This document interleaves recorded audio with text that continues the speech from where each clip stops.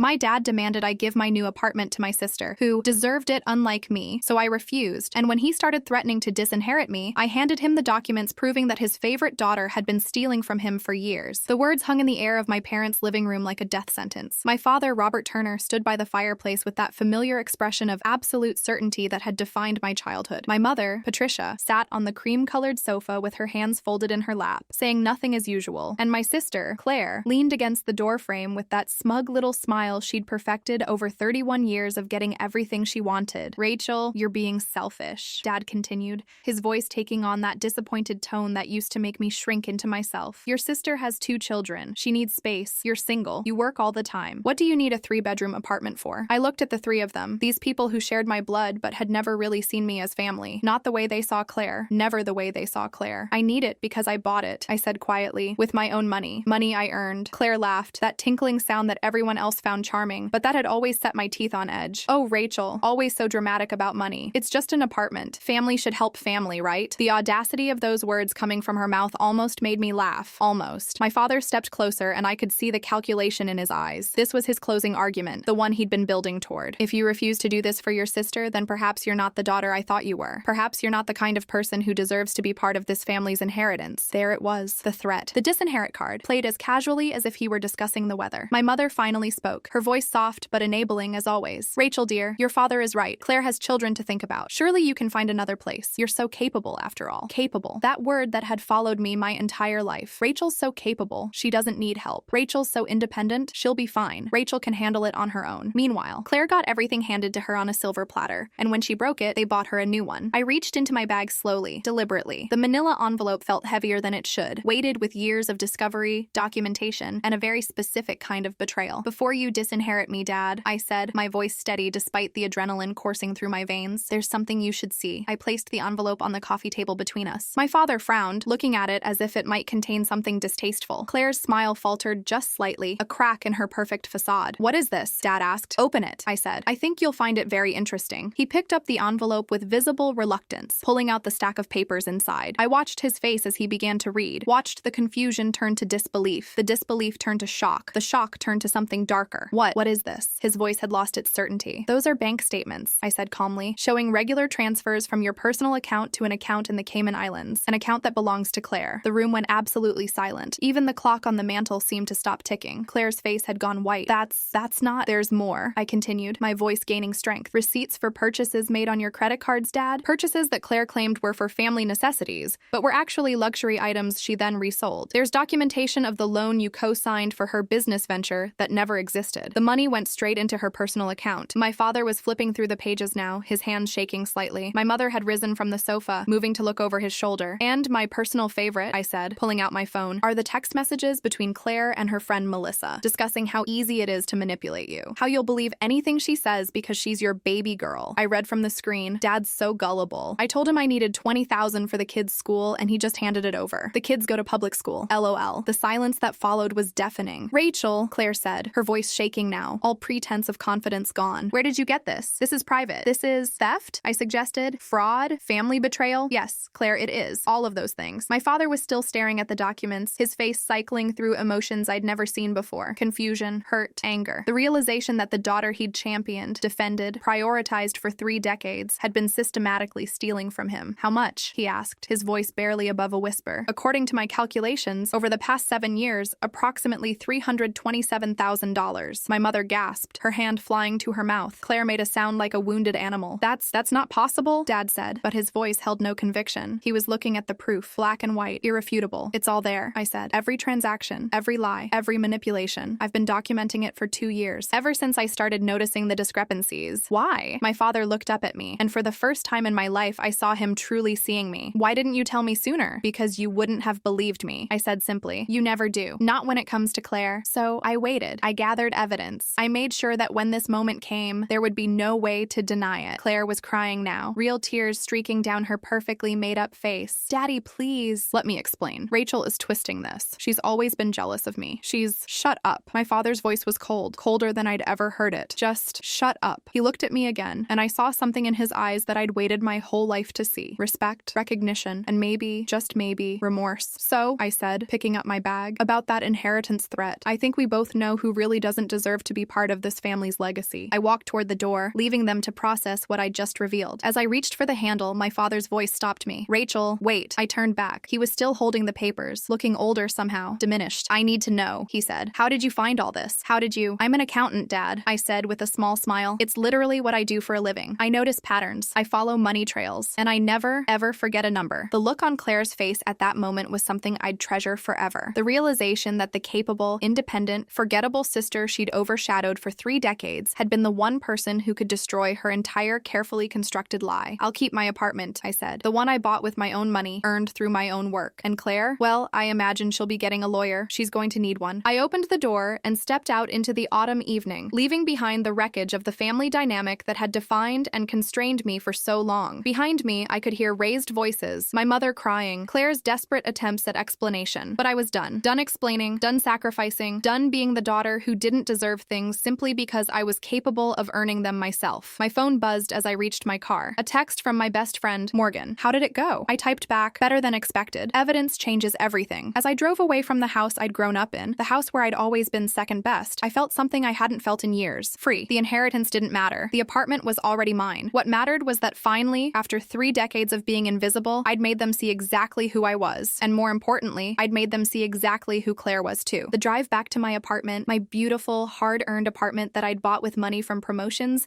Claire said I only got because I had no life, took 40 minutes through evening traffic. 40 minutes where my phone wouldn't stop buzzing. Text from Mom. "Rachel, please come back. We need to talk about this calmly." Text from Claire. "You've ruined everything. I hope you're happy." Text from Dad. Nothing. Radio silence from the man who just threatened to disinherit me for not giving away my property. I turned my phone to silent and focused on driving. My hands were steady on the wheel, but my mind was racing through everything that had led to this moment. It hadn't started 2 years ago, as I'd told them. It had started much earlier than that. I was 8 years old when I first understood that I was different from Claire in my parents' eyes. It was Claire's 5th birthday party, an elaborate princess-themed event at our house with a bounce castle, pony rides, and a professional photographer. 3 months later, my 11th birthday was celebrated with a cake from the grocery store and dinner at home. When I asked why we couldn't have a party like Claire's, my mother had smiled and said, "Oh, honey, you're not really a party person, are you? You're more mature than that." Mature, capable, independent. All words that really meant you don't need the same love and attention we give your sister. In high school, Claire got a new car for her 16th birthday. I got a used bicycle and was told I could save up for a car myself, which would build character. Claire's college tuition was paid in full. Mine came with the expectation that I'd work part-time and take out loans because it would make me appreciate my education more. When Claire dropped out after 2 years to find herself, my parents supported her journey of self-discovery. When I graduated summa cum laude with a degree in accounting and immediately got a job at a prestigious firm, my father's only comment was, "Well, that's what we expected from you." The pattern had been there my entire life. I just hadn't had a name for it until I was in my 20s and found myself in therapy, trying to understand why I felt simultaneously invisible and overburdened. "Golden child and scapegoat," my therapist, Dr. Nina Reeves, had explained. "It's a classic narcissistic family dynamic. Claire gets unconditional love and support regardless of her behavior. You get conditional approval based on your achievements, and even then, it's never quite enough." "But my parents aren't narcissists," I'd protested.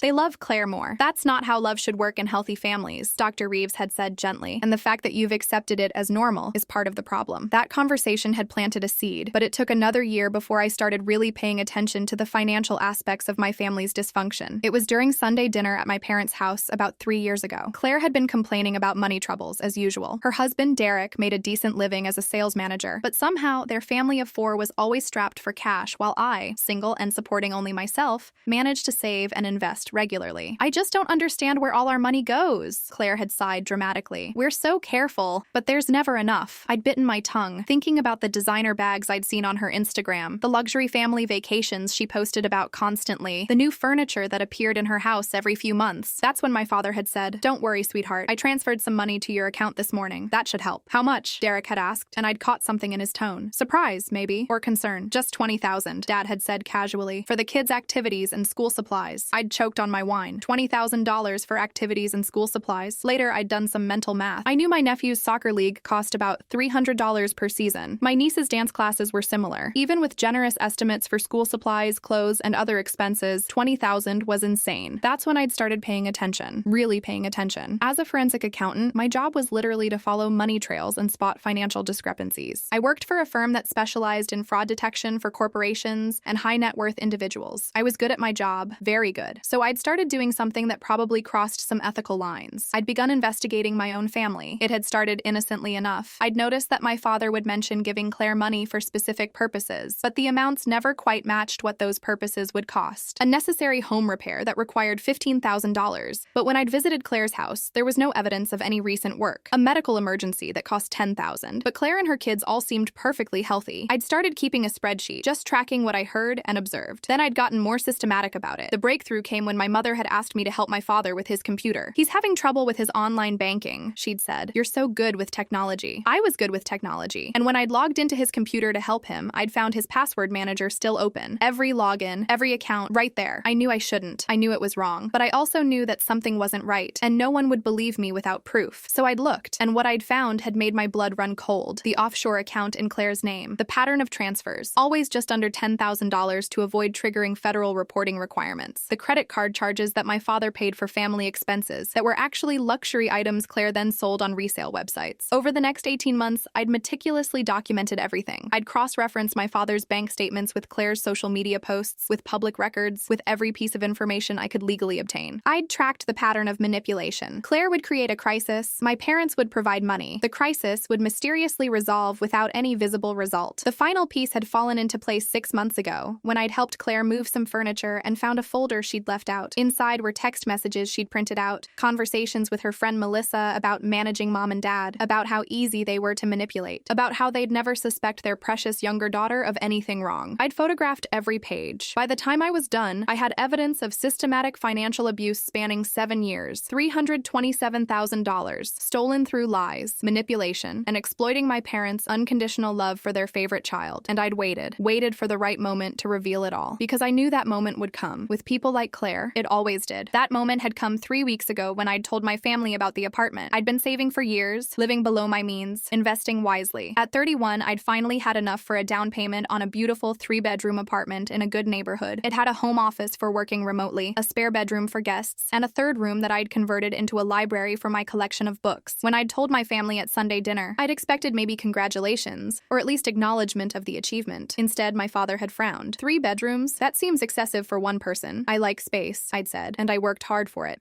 He'd said, exchanging a look with my mother that I couldn't quite read. Claire had been quieter than usual that evening, her eyes calculating as she'd looked at me. 3 days later, she'd called me crying. Rachel, I need your help. Derek and I are desperate. We need to find a bigger place for the kids, but we can't afford anything. They're sharing a tiny room, and it's just not fair to them. I'm sorry, I'd said carefully. That must be difficult. I was thinking, she'd continued, since you just bought that huge apartment, maybe we could work something out. Maybe I could rent it from you, or we could co-own it, or something. It's not for rent, Claire. I live there. But you don't need all that space. Her voice had risen. My children need room to grow. Don't you care about your nephew and niece? I do care about them, I'd said. But that doesn't mean I should give up my home. She'd hung up on me. 2 days after that, I'd gotten the summons to family dinner at my parents' house. The one that had ended with my father's ultimatum and my revelation. Now, pulling into my building's parking garage, I felt the weight of everything settle over me. I'd done it. I'd finally stood up to them, shown them the truth they'd been too willfully blind to see. My phone buzzed again as I rode the elevator up to my floor. This time, it was a call from my father. I stared at his name on the screen for a long moment before answering. Rachel. His voice sounded hoarse, as if he'd been yelling or crying. We need to talk. I think I've said everything I needed to say, Dad. Please, just come back tomorrow. Let me explain. Explain what? How you threatened to disinherit me for not giving away my property? Or how you've been funding Claire's lifestyle while she stole from you? Silence on the other end. I didn't know, he finally said. I swear to God, Rachel, I didn't know. No, I agreed. You didn't know because you didn't want to know. Because it was easier to believe that Claire needed help and I didn't need anything. That's not fair. The words hit me like a slap. Fair? You want to talk about fair? Dad, I've been taking care of myself my entire life because you and Mom were too busy taking care of Claire. Do you know how many times I've needed help and didn't ask because I knew the answer? Because I knew that any resources would go to your favorite daughter? She's not my favorite, he said, but his voice was weak. Yes, she is. She always has been, and that would have been fine. I could have lived with that if you hadn't threatened to punish me for not giving her even more. Another long silence. The money, he said finally. The $300,000. Is it really gone? Most of it, probably. Spent on the lifestyle she's been projecting on social media. The one that made her look successful while you paid for it. I heard him make a sound, something between a sob and a cough. I need to know something, I said. If I hadn't had proof, if I'd just told you what Claire was doing, would you have believed me? The pause before he answered told me everything I needed to know. I don't know, he admitted. That's what I thought. Rachel, please, don't end things like this. You're my daughter too. Then act like it, I said. Act like I matter as much as she does. Act like my achievements are worth celebrating instead of just expecting. Act like I'm not just the capable one who doesn't need love because she can take care of herself. I heard my mother's voice in the background, saying something I couldn't make out. Your mother wants to talk to you, Dad said. I need some time, I said. I need to process all of this. How much time? I don't know. I'll call you when I'm ready. I hung up before he could respond and leaned against my apartment door, suddenly exhausted. Inside, my beautiful apartment was quiet and peaceful. My space, earned through my own work, filled with my own things. For the first time in my life, I had something that was entirely mine, that no one could take away or claim they deserved more. I poured myself a glass of wine and sat in my library room, surrounded by books I'd collected over the years. My phone continued to buzz with messages I didn't want to read. Tomorrow, I'd have to deal with the fallout. Tonight, I was going to sit in my own home and feel absolutely no guilt about keeping what was mine. The inheritance threat didn't scare me anymore, because I'd already inherited what really mattered: the ability to stand on my own, to see the truth clearly, and to finally put myself first. The next morning, I woke up to 73 text messages, 12 missed calls, and 5 voicemails. I made coffee before looking at any of them, a small act of self-care that Dr. Reeves would have been proud of. Most of the messages were from my mother, variations on the same theme. Please call me. We need to talk about this as a family. You're breaking your father's heart, and my personal favorite. How could you do this to your sister? How could I do this to Claire? Not how could Claire steal from our parents for 7 years? Not how could Claire manipulate and lie, but how could I expose it? There were also messages from Claire herself, a progression from angry to desperate to threatening. You're a vindictive bitch who can't stand to see me happy. Dad's having chest pains because of you. If something happens to him, it's your fault. I'll sue you for slander. You'll regret this. Please, Rachel. My kids are crying. They don't understand why Grandpa is upset. You're destroying our family. I deleted them all without responding. The only message I actually read was from Derek, Claire's husband. We need to talk. This affects me too. I stared at that one for a long time. Derek had always been decent to me, one of the few people in my family orbit who treated me like a person rather than a resource or a disappointment. I wondered how much he'd known about Claire's theft. My work phone buzzed. My boss, Janet Williamson, was calling. Morning, Rachel, she said when I answered. I got your email about taking a few personal days. Everything okay?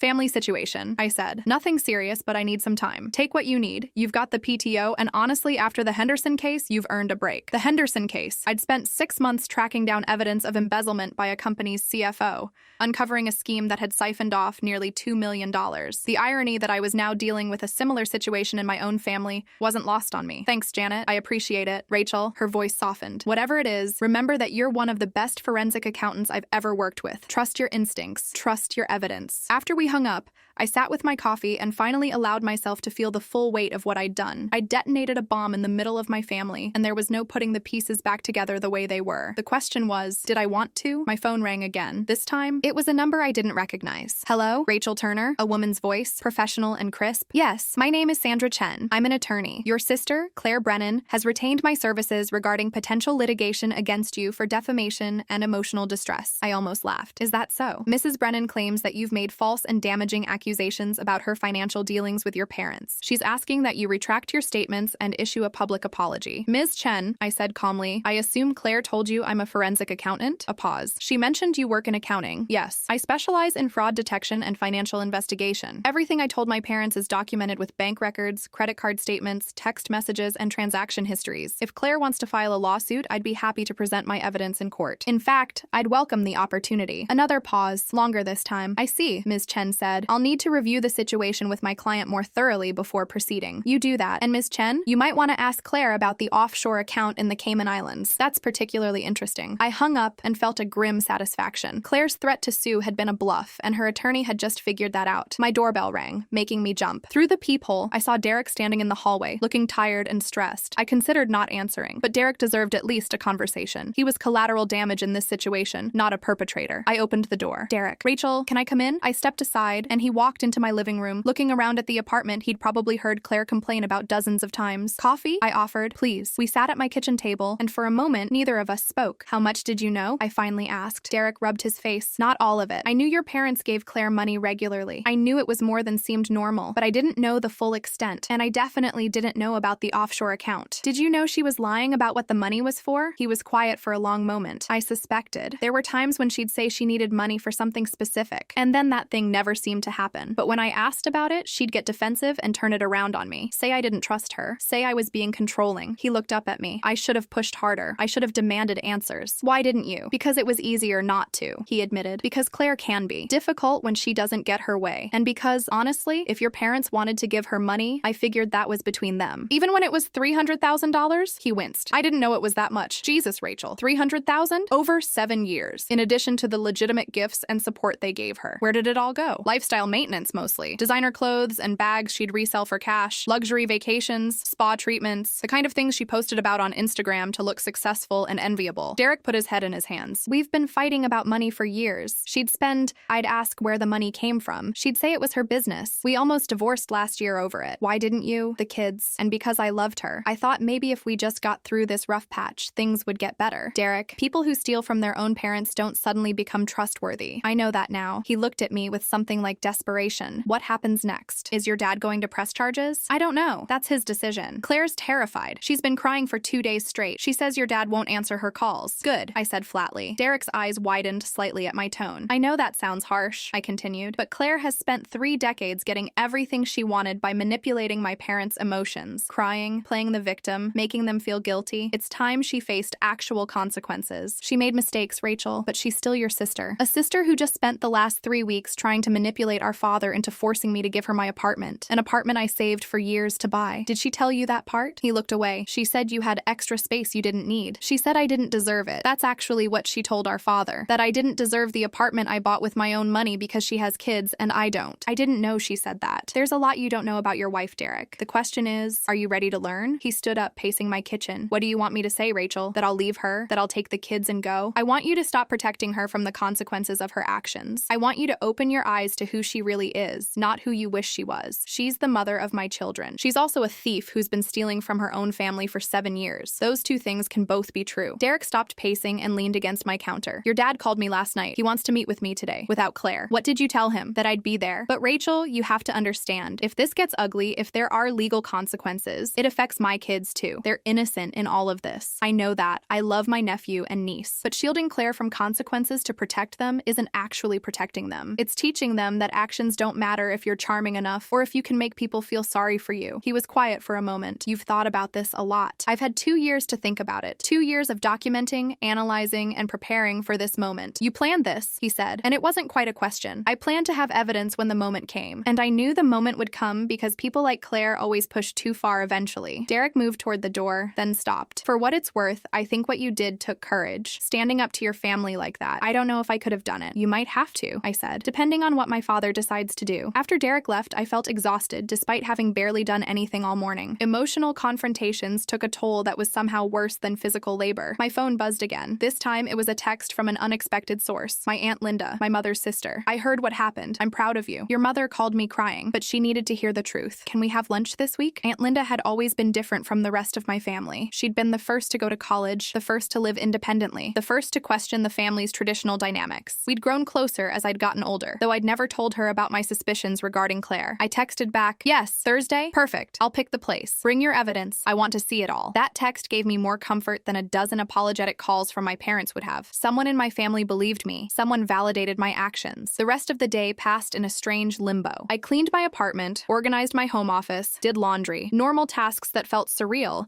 given the family crisis I'd created. Evening came, and with it, a knock on my door. This time, when I looked through the peephole, I saw my father standing alone in the hallway. He looked older than he had 2 days ago. His shoulders were slumped, and there were dark circles under his eyes. I debated not answering, but curiosity won out. Dad, Rachel, can we talk, please? I let him in, and he stood awkwardly in my entryway, looking around at the apartment he'd told me I should give to Claire. Nice place, he said quietly. I think so. We moved to the living room. He sat on my couch like a guest, formal and uncomfortable. I met with Derek today, he said. He didn't know about most of it. The offshore account, the reselling scheme. He knew Claire was getting money from me, but not how much or how often. I believe that. I called my bank. I'm going to close the accounts Claire has access to. Change my passwords. My attorney is looking into whether I can recover any of the money. It's probably gone, Dad. Spent over 7 years. He nodded slowly. I know, but I have to try. He looked at me directly for the first time. I'm not going to press charges. She's my daughter. I can't do that to her. I'd expected this, but it still disappointed me. So she gets away with it. She's not getting away with it. She's lost my trust. That's something she'll never get back. But she won't face legal consequences. No, he paused. But she won't get another dollar from me either. And I'm changing my will. Everything will be split equally between you and her, but her portion goes goes into a trust. She'll get payments, not lump sums. She can't touch the principal. It was something, I supposed. Not justice, but accountability of a sort. I need to apologize to you," he continued, his voice rough. "Not just for threatening to disinherit you, though that was wrong, but for 31 years of treating you like you didn't need the same love and attention I gave your sister." I felt tears prick my eyes, but fought them back. "Why? Why was I different?" "Because you were easy," he said, and I flinched at the word. "Claire was always dramatic, always needy, always demanding attention. You were self-sufficient. You didn't make waves. It was easier to focus on her because she required it, and easier to take you for granted because you didn't. That's not a reason. That's an excuse. You're right, it is." He leaned forward, his hands clasped between his knees. "Your mother and I had Claire when I was struggling with the business. Money was tight, stress was high. We poured everything into making sure she had what we didn't. And then when things got better and we had you, we thought you'd have an easier life. We didn't realize we were creating two completely different childhoods. You could have changed it. At any point, you could have noticed and changed it. We should have. I should have." He was quiet for a moment. "The apartment. It's beautiful, Rachel. You should be proud." "I am. I should have said that when you first told us about it. I should have congratulated you instead of immediately thinking about how it could solve Claire's problems." "Yes, you should have." "Can you forgive me?" The question hung in the air between us. Could I? Should I? "I don't know," I said honestly. "You hurt me, Dad. Not just with the inheritance threat, but with 31 years of making me feel like I was less important than Claire. I can't just forgive that because you've suddenly had an epiphany. What can I do? Start treating me like you actually want me in your life. Not just as the capable daughter who doesn't need anything, but as someone whose achievements matter, whose feelings matter, whose life matters as much as Claire's. I can do that. Can you?" I challenged. "Because this isn't the first time Claire's disappointed you. What happens in 6 months when she's crying again, apologizing, blaming me for turning you against her? What happens when she shows up with the grandkids and tugs on your heartstrings? Will you still hold firm, or will this all have been forgotten?" He didn't answer immediately, which was answer enough. "I want to believe I'll be different," he finally said. "I want to believe this was a wake-up call, but I understand if you need proof, not promises. I do need proof. I need time. I need space to figure out what relationship, if any, I want to have with this family." He nodded and stood to leave. At the door, he turned back. "Your mother wants to see you." "I'm not ready for that yet." "I understand." He paused. "For what it's worth, you were right to confront us. We needed to see the truth, even if it hurt." After he left, I sat in my apartment and finally let myself cry. Not from sadness exactly, but from release. I'd carried the weight of being the forgotten daughter for so long that it had become part of my identity. Now I'd shattered that identity. The question was, what would I build in its place? 3 days later, I sat across from Aunt Linda at a quiet bistro downtown. She'd ordered us both wine before I'd even sat down. "You look exhausted," she said by way of greeting. "Family drama will do that." She smiled, but it was sad around the edges. "I talked to Patricia yesterday. Your mother is a mess." "Good," I said, then immediately felt guilty. "That sounds terrible." "No, it doesn't. It sounds honest." Aunt Linda took a sip of her wine. "My sister has been enabling Claire's behavior for decades. Someone needed to hold up a mirror, and you did it. I'm proud of you. You're the only one." "That's not true. I talked to your cousin Emma. She said it's about time someone called out the golden child treatment. Apparently, it's been obvious to everyone except your parents." I thought about my cousin Emma, Aunt Linda's daughter, who was close to my age. We'd been friendly growing up, but not particularly close. The fact that she'd noticed and commented on it made me wonder how many other people had seen what I'd lived with. "Show me the evidence," Aunt Linda said, pulling out her reading glasses. I handed her my tablet with all the documentation I'd compiled. She spent the next 20 minutes scrolling through it, her expression growing darker with each page. $327,000, she finally said. Over 7 years. That's approximately $46,000 per year. On top of the legitimate support they were already giving her, give or take. And they never questioned why she always needed more money. They questioned it. They just accepted whatever explanation Claire gave them. A crisis at the house, medical expenses, the kids' education, something always needed immediate attention and immediate funds. Aunt Linda set down the tablet and removed her glasses, pinching the bridge of her nose. "You know what the worst part is? Patricia called me in tears saying you'd destroyed the family. Not that Claire had stolen from them, not that they'd failed you, but that you'd destroyed everything by revealing the truth. That sounds about right. She asked me to talk to you, to convince you to apologize to Claire and help repair the relationship." I laughed bitterly. Of course she did. I told her that she was delusional if she thought you were the one who owed an apology. Aunt Linda leaned forward. "Rachel, I need you to understand something. Your mother has spent your entire life protecting Claire from consequences. When Claire got caught shoplifting in high school, Patricia convinced the store owner not to press charges. When Claire got fired from 3 jobs in a row, Patricia made excuses for her. This pattern didn't start with the money. This has been going on since Claire was a child. I know, I've lived it, but you don't know all of it." Aunt Linda paused, seeming to wrestle with something. "There's something Patricia never told you. Something that might explain, though not excuse, why she treats Claire differently." I set down my wine glass. "What?" "When Claire was 4 years old, she got very sick. Meningitis. For 3 days, the doctors weren't sure she'd survive. Patricia was convinced she was going to lose her. I felt something shift inside me. I'd never known this. Obviously, Claire recovered," Aunt Linda continued, "but something changed in Patricia after that. She became obsessed with protecting Claire, with making sure she was happy and safe. And then when you came along 3 years later, Patricia projected all her anxiety onto Claire and all her expectations onto you. So I've spent my entire life competing with a trauma I didn't even know about? You weren't competing. You were being sacrificed. There's a difference. The waiter came by to refill our water glasses, giving me a moment to process this information. It explained things, but it also made me angry. My mother's trauma didn't excuse 31 years of neglect. Does this change anything? Aunt Linda asked gently. No, I said. Understanding why someone hurt you doesn't mean you have to accept continued hurt. Good. Because Patricia is going to use this information to try to make you feel guilty. She's going to say you don't understand what she went through, that you can't judge her until you've almost lost a child. I'm not a parent, so I can't speak to that fear. But I am a daughter who was ignored for 3 decades because my sister's childhood illness made me expendable. Aunt Linda reached across the table and squeezed my hand. You were never expendable, Rachel. You were extraordinary. And the fact that your parents couldn't see that says everything about them and nothing about you. My phone buzzed. A text from Derek. Can we talk? It's important. I showed Aunt Linda the message. Derek wants to meet again. How do you feel about him? He's a victim in this too. Claire lied to him as much as she lied to my parents. But he benefited from those lies. The money Claire stole paid for their lifestyle. I don't think he realized how much. And now he's dealing with the fallout. Aunt Linda was quiet for a moment. Be careful, Rachel. Derek might be genuine, but he's also married to Claire. Where his loyalties ultimately lie is still unclear. I texted Derek back, coffee tomorrow morning? His response was immediate. Yes. Same place as before? Sure. The next morning, I met Derek at a coffee shop near my office. He looked worse than he had a few days ago, and I noticed he wasn't wearing his wedding ring. Claire moved in with her friend Natalie, he said without preamble. She took the kids with her. I'm sorry. Are you? There was no accusation in his tone, just genuine curiosity. I'm sorry your marriage is falling apart. I'm not sorry that Claire is facing consequences. He nodded slowly. Fair enough. He stirred his coffee absently. Your dad and I had a long talk. He showed me everything you documented. The offshore account, the resale scheme, all of it. And I feel like an idiot. I've been married to this woman for 9 years, and I had no idea she was capable of this level of deception. People see what they want to see. I saw what she wanted me to see, he corrected. She was very good at managing my perception. Whenever I questioned her spending, she'd either cry or get angry or turn it into a fight about my trust issues. It was easier to just let it go. What happens now? Derek took a deep breath. I asked Claire for a separation, not a divorce, not yet. But I need space to figure out if I can trust her again. If I want to stay married to someone who's been lying to everyone around her for years. How did she react? Exactly how you'd expect. Tears, accusations, threats. She said you poisoned me against her, that you've always been jealous of her happiness. Of course she did. The thing is, Rachel, I'm starting to see a pattern I couldn't see before. Every time Claire doesn't get her way, she makes herself the victim. Every time someone holds her accountable, she claims they're attacking her. It's exhausting. Try living with it as a sibling for 31 years. He winced. I can't imagine, but I'm starting to understand why you documented everything so carefully. You knew no one would believe you without irrefutable proof. Exactly. Your dad mentioned something else, Derek said carefully. He said Claire tried to get him to force you to give her your apartment, that she told him you didn't deserve it. She did. Jesus. He rubbed his face. That's what finally made me understand. She wasn't just willing to steal from your parents. She was willing to take away something you worked hard for because she decided she deserved it more. Welcome to my childhood. We sat in silence for a moment, both processing the wreckage of the past week. I want my kids to know you, Derek said suddenly. Really know you. Not as the capable aunt who occasionally shows up, but as a real part of their lives. Will you let me try to make that happen? The request surprised me. Even if things with Claire don't work out, especially if things with Claire don't work out, they need someone in their lives who understands the value of hard work and honesty. Someone who doesn't think the world owes them everything. I'd like that, I said quietly. Thank you. He finished his coffee. One more thing. Claire's been posting on social media, making vague references to family betrayal and people who tear others down. She's playing the victim publicly. Of course she is. Just thought you should know. She's trying to control the narrative. After Derek left, I checked Claire's Instagram for the first time in days. Sure enough, there were several posts with carefully curated sad selfies and captions like, when family turns against you, and sometimes the people who should support you are the ones who hurt you most. The comments were full of supportive messages from people who had no idea what had actually happened. Stay strong. You deserve better. Family can be so toxic. The irony was almost funny. I considered responding, setting the record straight, but Dr. Reeves's voice echoed in my head. Don't engage with narcissistic behavior. It only feeds it. Instead, I did something better. I updated my own social media for the first time in months, posting a picture of my apartment with a simple caption. Proud of what I've built. Grateful for what I've earned. Surrounded by people who value honesty. Within an hour, the post had dozens of likes and comments. Aunt Linda commented, "You earned every bit of this. So proud of you." Emma commented, "About time you stood up for yourself." Even some of my cousins and extended family members who'd been silent throughout the drama started liking and commenting. The tide was shifting, the truth was spreading, and Claire's victim narrative was starting to crack. My phone rang that evening. My mother's name appeared on the screen. I almost didn't answer, but something made me pick up. Rachel. Her voice was thick like she'd been crying. "Please, we need to talk, Mom. I understand you're angry. You have every right to be, but you're destroying this family. No, Mom. I revealed the truth. Claire destroyed this family when she decided to steal from you and Dad for 7 years. She made mistakes, but she's still your sister. Family forgives. Family also holds each other accountable. You've always been so hard, she said, and I heard the criticism that had followed me my entire life. So unforgiving, so rigid. I'm a forensic accountant, Mom. I deal in facts and evidence. The fact is that Claire stole over $300,000 from you and Dad. The evidence is irrefutable, and the consequence should be accountability, not enabling. You don't understand what it's like to almost lose a child. There it was. Aunt Linda had predicted this. You're right, I said. I don't understand that specific fear, but I do understand what it's like to be the child who was here the whole time and still felt lost. I understand what it's like to be invisible because I wasn't the one you almost lost. Silence on the other end. Claire's illness was 30 years ago, Mom. At some point, you needed to stop letting that trauma dictate how you treated both your daughters. You needed to see that I was here too, that I needed you too. I love you, she said, but her voice was defensive. I believe that. But love isn't enough if it comes with conditions and expectations while Claire gets unconditional acceptance. What do you want from me, Rachel? I want you to stop protecting Claire from the consequences of her actions. I want you to acknowledge that the way you and Dad treated us differently hurt me. I want you to see me as more than just the capable daughter who doesn't need anything. That's not fair. Actually, Mom, it's the fairest thing I've ever asked for. She hung up on me. I sat in my apartment, my beautiful hard-earned apartment, and felt something unexpected. Peace. For the first time in my life, I'd stood up for myself completely. I'd refused to shrink, to accommodate, to make myself smaller so others could feel bigger. The price was high. My relationship with my parents was fractured, possibly beyond repair. My sister hated me. The family dynamics I'd known my entire life were shattered, but I was free. Free from the weight of unmet expectations. Free from the role of the forgotten daughter. Free to build the life I wanted without apologizing for taking up space. My phone buzzed one more time. A text from Dr. Reeves. Proud of you. See you next session. I smiled. Therapy had taught me to value myself. My career had taught me to trust evidence over emotion. My family had taught me when to walk away. And finally, at 31 years old, I was learning to put myself first. 2 weeks passed before the next confrontation came. I'd spent that time settling into a new routine. Work, therapy, dinner with Aunt Linda twice, coffee with Derek once. I'd started running in the mornings, something I'd always wanted to do but never had time for when I was constantly available for family emergencies that were never really my emergencies. My parents had gone silent after my mother hung up on me. No calls, no texts. The silence was both relieving and unsettling. Part of me had expected them to keep pushing, to demand reconciliation on their terms. Claire, meanwhile, had ramped up her social media campaign. More sad selfies, more vague posts about betrayal and family toxicity. She'd even posted a picture of my nephew and niece with a caption about protecting my babies from negativity. I'd blocked her after that one. Derek had filed for legal separation. He told me about it during our last coffee meeting, his voice tired but resolute. The lawyer asked if I wanted to pursue recovery of the money Claire spent, he'd said. Technically, some of it benefited me and the kids, even if I didn't know where it came from. What did you tell them? That I'd think about it. But honestly, Rachel, I just want to move forward. Chasing money feels like it would keep me tied to this mess forever. I'd understood that. Sometimes peace was worth more than justice. The summons came on a Thursday morning. Not a legal summons, but a family one. A text from my father. Family meeting, Sunday at 2 p.m. Everyone needs to be there, including you. I stared at the message for a long time before responding. What's this about? We need to resolve this situation as a family. There's nothing to resolve, Dad. The facts are clear. Please, Rachel, just come. I called Dr. Reeves for an emergency session that afternoon. What do you think this meeting is really about? She asked after I'd explained the situation. I think they want me to apologize, to make peace with Claire so everything can go back to normal. And what would normal look like? Me being the capable, independent daughter who doesn't make waves. Claire being the beloved favorite who gets away with everything. My parents pretending the theft never happened.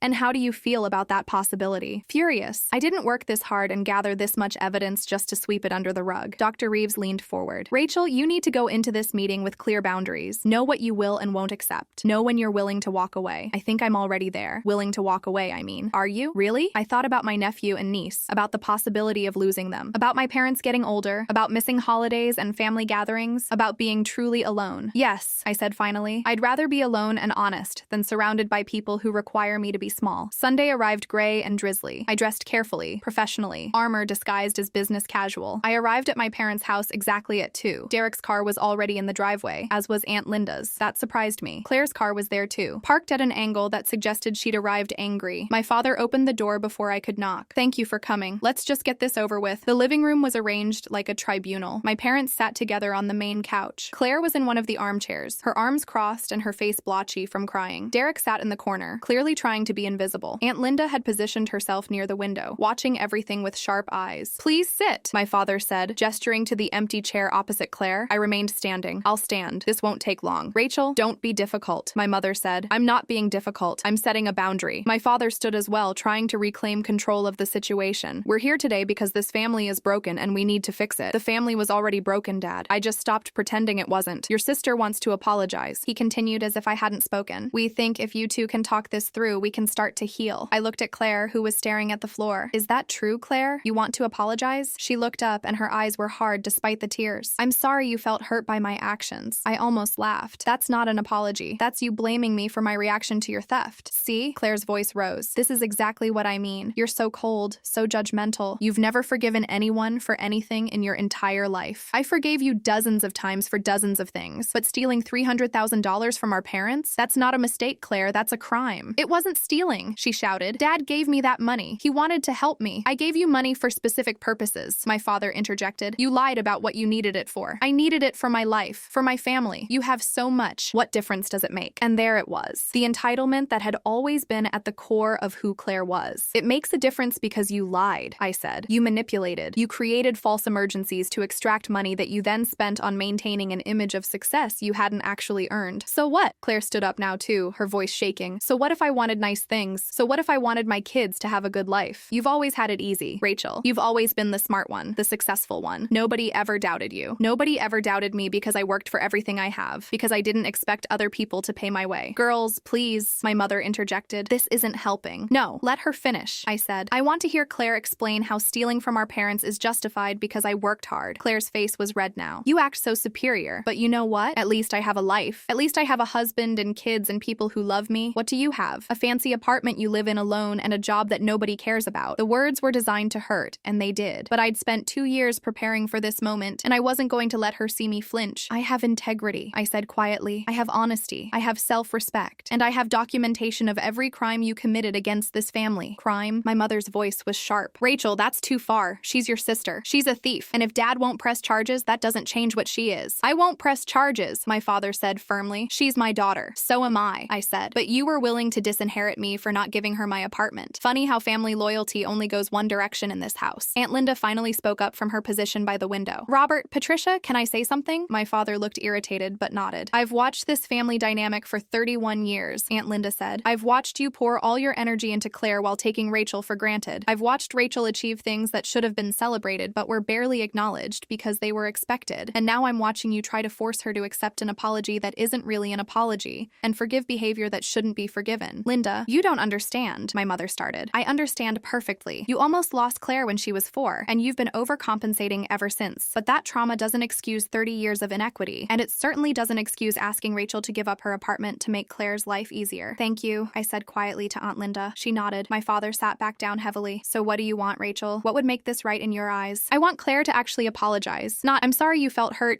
but I'm sorry I stole from you. I'm sorry I lied. I'm sorry I manipulated you. A real acknowledgement of what she did. And then what? Claire asked bitterly. You'll forgive me, and we'll all be one big happy family again? No, then I'll consider whether I want any relationship with you at all. The room went silent. You can't mean that, my mother whispered. I absolutely mean that. Claire has shown me exactly who she is. Someone who steals, lies, manipulates, and then plays the victim when she's caught. Why would I want that person in my life? Because she's your sister, my father said, but his voice lacked conviction. That's not a good enough reason anymore. Derek spoke for the first time, his voice quiet but firm. For what it's worth, I think Rachel has every right to set that boundary. Claire lied to me too. She lied to everyone, and until she actually takes responsibility instead of blaming everyone else, I don't see how anyone can trust her. Claire turned on him. You're supposed to be on my side. You're my husband. I'm separated from you, Claire, because you stole from your parents and lied to me about where our lifestyle was coming from. I'm trying to figure out if I can trust you again, and this performance isn't helping. Performance? Claire's voice was rising again. This is my life falling apart, and you're calling it a performance? Your life is falling apart because of choices you made, Derek said. Nobody did this to you. You did it to yourself. Claire looked around the room, seeming to realize that the sympathy she'd always been able to count on wasn't materializing. Fine, she said, her voice cold. You all want to gang up on me? Fine. But don't expect me to just accept this. I'll get a lawyer. I'll fight for my share of the inheritance. I'll make sure everyone knows what kind of person Rachel really is. What kind of person am I, Claire? I asked calmly. The kind who destroys her own family for money. The kind who uses her job skills to spy on her sister. The kind who's so bitter about not being the favorite that she'll ruin everyone's lives. I pulled out my phone and opened the voice recording app. Say that again. For the record, she paled. You're recording this? I've recorded every family interaction since I gave Dad the evidence, just in case anyone tried to revise history later. My father father's face darkened. Rachel, that's going too far. Is it? Or is it me protecting myself from a family that's proven they'll choose Claire over me every single time? I saved the recording and put my phone away. Here's what's going to happen. I'm going to leave now. You're all going to decide what kind of family you want to be. One that enables theft and manipulation, or one that actually has standards. And if we choose wrong, my mother asked, then I'll build my own family, with people who actually value honesty and integrity, with Aunt Linda and Derek and my nephew and niece if Derek will allow it, with people who see me as more than just the capable daughter who doesn't need anything. I moved toward the door, then stopped and turned back. One more thing. The apartment, I'm keeping it. It's mine. I earned it. And no amount of manipulation or guilt tripping will change that. Claire was crying again, but this time there was rage in her expression. I hate you. I know, I said, but I don't hate you, Claire. I pity you, because you've spent your entire life getting everything handed to you, and you still don't know the value of anything, including family. I walked out of the house and got into my car. My hands were shaking, but my mind was clear. As I drove away, I saw Aunt Linda come out of the house and wave. She'd be calling me later, I knew, to check on me, to offer support, to be the family member I'd always needed. My phone buzzed with a text from Derek. That took courage. The kids and I would like to take you to dinner this week, if you're willing. I texted back, I'd love that. Another text came through, this one from a number I didn't recognize. This is Emma. Aunt Linda gave me your number. Coffee soon? I think we have a lot to talk about. And just like that, I realized something important. I wasn't losing my family. I was finding it. The real one. The one that chose me back. 6 months later, I sat in my apartment's third bedroom, the one I'd converted into a library, reading a book on a Saturday morning. Sunlight streamed through the windows, and I could hear the faint sounds of the city waking up outside. My phone buzzed with a text from Derek. Kids want to know if Aunt Rachel is still coming to the soccer game this afternoon. I smiled and texted back, wouldn't miss it. The relationship with my nephew, Tyler, and niece, Emma, had become one of the unexpected joys of the past 6 months. Derek had followed through on his promise to include me in their lives, and the kids had responded enthusiastically. They loved coming to my apartment, loved that I treated them like real people instead of accessories, loved that I actually listened when they talked about school or friends or their interests. Last month, Emma had confided in me that she was worried about her mom. She seems sad all the time, the 9-year-old had said, and she keeps saying mean things about you, but Dad says we shouldn't listen. I'd chosen my words carefully. Your mom is going through a difficult time. Sometimes when people make mistakes and face consequences, they get angry at the people who revealed the truth instead of being angry at themselves. But that's not your fault, and it's not something you need to fix. Do you still love her? Emma had asked. Even though she was mean to you, I love the sister I wish I had. I'd answered honestly. But I don't have to accept mean behavior just because someone is family. Derek's separation from Claire had become a divorce 3 months ago. She'd fought it viciously, tried to claim I'd turned him against her, tried to use the kids as leverage. But Derek had stood firm, and the family court judge had seen through her manipulations. Claire now had standard visitation with the kids every other weekend and 1 evening per week. She was required to attend therapy as a condition of the custody arrangement, though Derek said she spent most sessions complaining about how everyone had wronged her. My parents had made their choice, and it was exactly what I'd expected. They'd closed ranks around Claire, insisting that family meant forgiveness, regardless of behavior. My mother called occasionally, always with the same message, when are you going to stop this nonsense and apologize to your sister? I'd stopped answering those calls after the third one. My father had followed through on some of his promises. He'd changed his will to put Claire's inheritance in a trust, and he'd cut off her direct access to money. But he still paid her rent and sent her monthly allowances that were more than most people earned. The consequence, it seemed, was financial supervision, not actual accountability. I'd made peace with that. Their relationship with Claire was their choice. My relationship with them, or lack thereof, was mine. Aunt Linda had become the family member I'd always needed. We had dinner together every week, and she'd introduced me to other relatives who'd always noticed the favoritism but felt powerless to address it. My cousin Emma and I had become close friends, bonding over our shared experiences as the non-golden children in our respective families. The doorbell rang, interrupting my reading. I wasn't expecting anyone, which made me cautious. I looked through the peephole and saw my mother standing in the hallway, looking older and more uncertain than I'd ever seen her. I debated not answering, but curiosity won out as it had 6 months ago. I opened the door. Mom, Rachel, can I come in? I stepped aside, and she entered my apartment for the first time. She looked around, taking in the space I'd created for myself, the life I'd built without her approval or input. It's lovely, she said quietly. Really lovely. Thank you. We stood awkwardly in my living room until I finally gestured to the couch. Do you want to sit? She sat, perched on the edge as if ready to flee at any moment. I took the chair across from her. I suppose you're wondering why I'm here? She said. The thought crossed my mind. She took a deep breath. Your father had a heart attack last week. My stomach dropped despite everything. Is he okay? He's stable. He'll recover. But it was a wake-up call for both of us. She paused, twisting her hands in her lap. We're not getting any younger, Rachel. And the thought of your father dying without resolving things with you terrified me. So this is a deathbed reconciliation attempt? That's not fair, isn't it? Where were you 6 months ago when I needed you to acknowledge what Claire did? Where were you when I needed you to see me as more than just the capable daughter who doesn't need support? I'm here now. That's not good enough, Mom. She flinched. What do you want me to say? say. I want you to say that you were wrong. Not that you're sorry I felt hurt, but that you were wrong in how you treated me. That you were wrong to protect Claire from consequences. That you were wrong to ask me to give her my apartment. That you were wrong to choose her over me, over and over, for 31 years. Tears started rolling down her face. I was wrong. Keep going. I was wrong to treat you differently than Claire. I was wrong to take you for granted. I was wrong to expect you to be strong and capable without giving you the same love and attention I gave your sister. Why? I asked. Why did you do it? Because Claire almost died,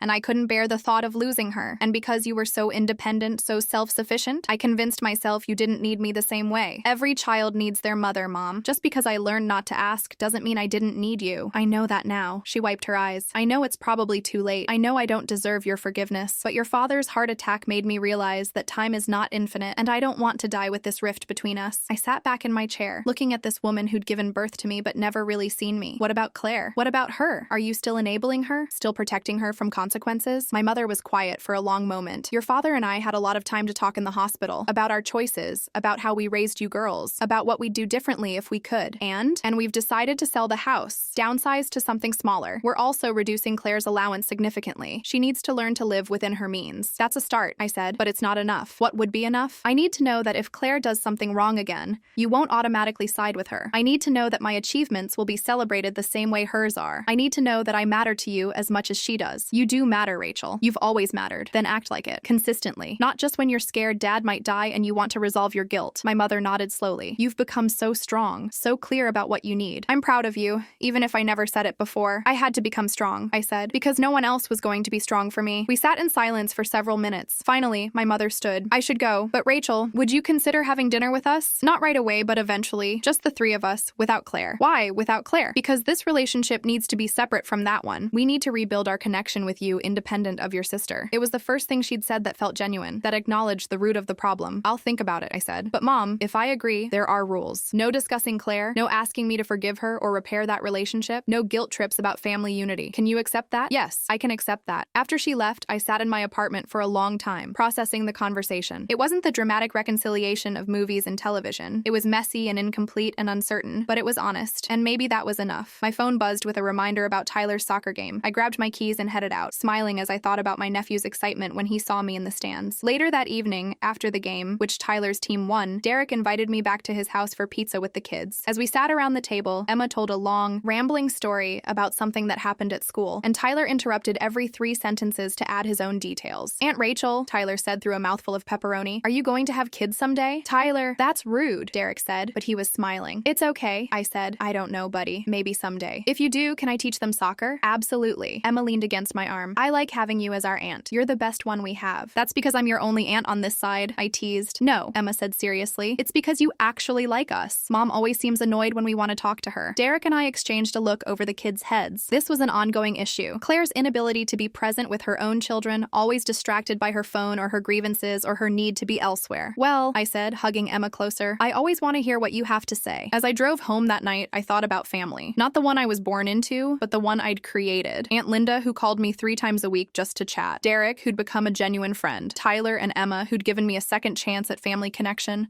My cousin Emma, who'd shared her own stories of being overlooked in favor of a sibling. My colleagues at work, who'd celebrated my successes without qualifications or conditions. This was my family now. Built on choice, not obligation. On mutual respect, not blood ties alone. My phone rang as I pulled into my parking garage. An unknown number. I almost didn't answer, but something made me pick up. Rachel Turner, a woman's voice, crisp and professional. Yes? My name is Catherine Morrison. I'm a literary agent. I represent authors who write about family dynamics and personal growth. I came across an article you wrote for an accounting journal about financial abuse in families, and I was struck by your story. Have you ever considered writing a book? I sat in my car, engine off, processing this unexpected question. A book about what? About your experience. About being the forgotten daughter. About gathering evidence of your sister's theft.